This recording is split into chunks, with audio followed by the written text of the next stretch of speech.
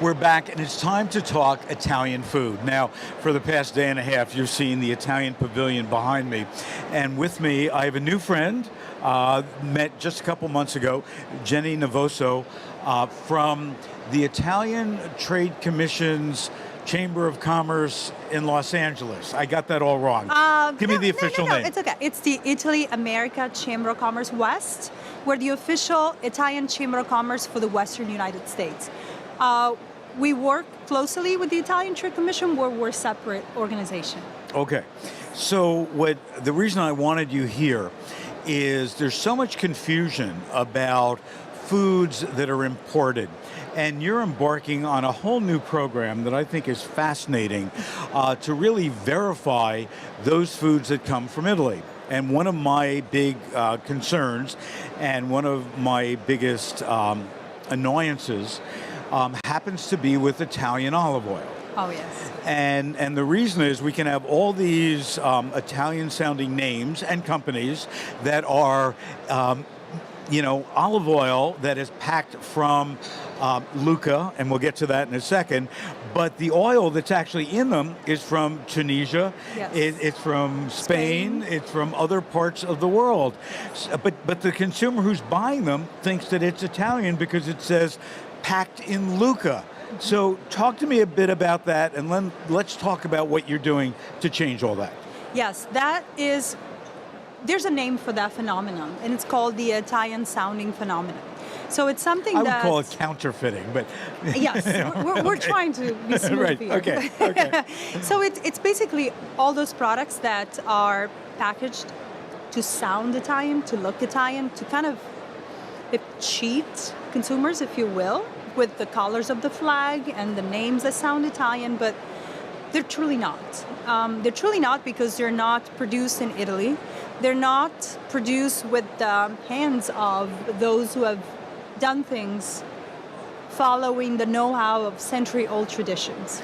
So how does a company get away with this? Now, I know there's certain regulations that a sparkling wine that doesn't come from Champagne in France cannot be called champagne. There's other Italian cheeses, for example, that if it's not from that region, can't be called that. Tequila has to be made in Tequila, Mexico, to be called that. So how do these companies get away with that, and what are you going to do to change that?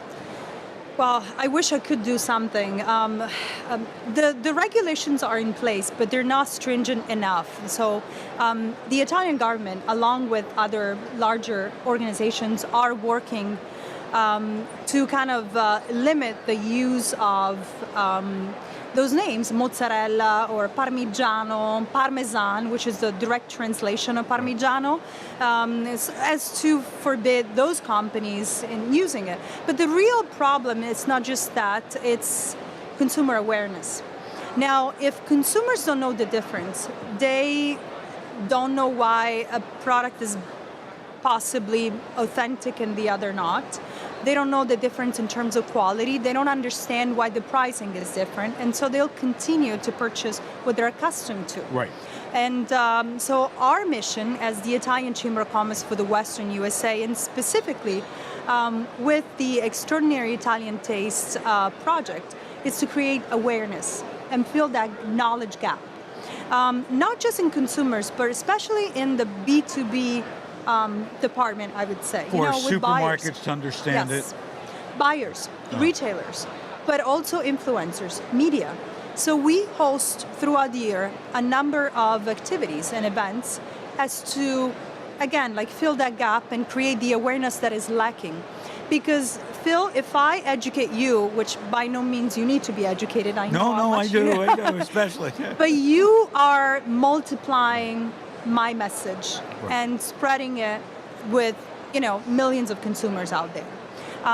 So we kind of do that with the influencers marketing techniques, if you will. So we send, throughout the year, we send influencers and buyers to Italy so they can actually touch the product, see where where the pigs that are used to produce San Daniele or Parma prosciutto, how they're treated humanely, where are they, what are they being fed? How is prosciutto really made? Same thing for Parmigiano. if you don't instruct people, and those are the missing piece, between the producer and the consumer, is the person right in the middle. Right. In the stores, it's the deli manager. It's the person on the other might side. not know the difference. But we host Right. those events. So recently, a couple months ago, we hosted one for a large supermarket chain, specialty food chain, and we educated older people.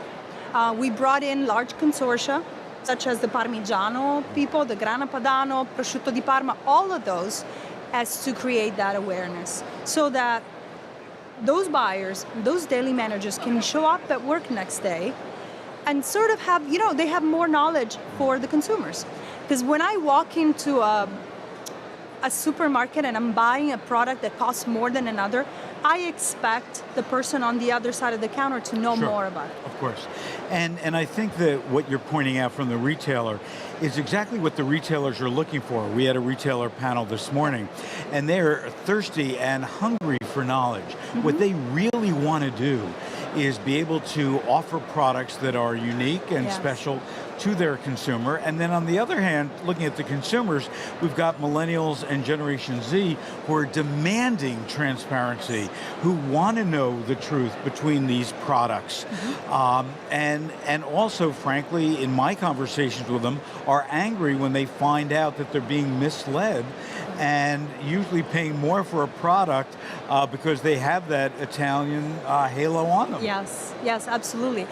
Well, we're there with, again, like consumer experiences as well as buyer experiences to try and give our small contribution and, shrink the product, shrink the problem, And I think it's important, and there's no question, and when you go around an area like this, and even Yes. if you're just in the Italian pavilion there, Yes. and I don't know how many thousands of products are there, but there's such great products that are out there that when we see these, and again, my word, counterfeiters, Yes. who are trying to build on the success of other authentic brands, it breaks my heart, and I can only imagine, those producers in Italy or in Greece or in China or France or wherever, they feel the same way. Absolutely. That they've done centuries of creating products that are truly original and truly authentic,